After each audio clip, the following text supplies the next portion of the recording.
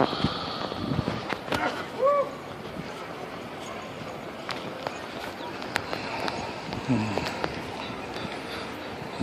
2013 оны 6 сарын 1 боллоо. Монгол улсад хүүхдийн баяр боллоо.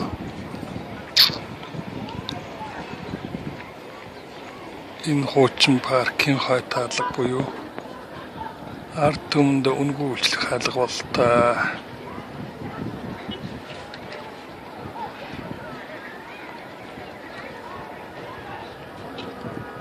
Үнгүй орсон хүүхдүүдийн цаана тоглоомын талбай байна уу? Хималга асан харагдаж байна. За тэр урд хэсгээр нэг хэдэн тоглоом байгаа болсон та. Татвар төлж дугаарлан очрлон орж тоглож байгаа байлгүйтэй бодвол. Татвар гэдэг маань такс шүү дээ. За тэрний цаана нэг их хүний хөрөг байна.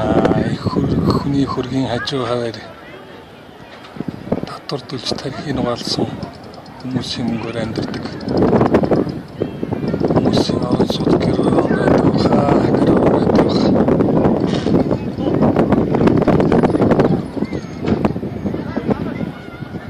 Тэгэхээр хүмүүсийн хүүхдүүд харна.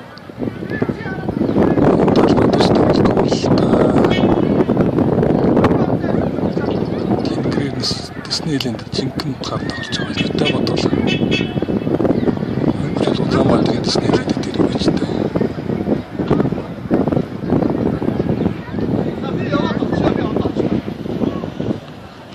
Таалгаар үнгүй орсон судалчдад тэгээд үнгүй тоглоомч гэж байхгүй ч тийм. Харкаша.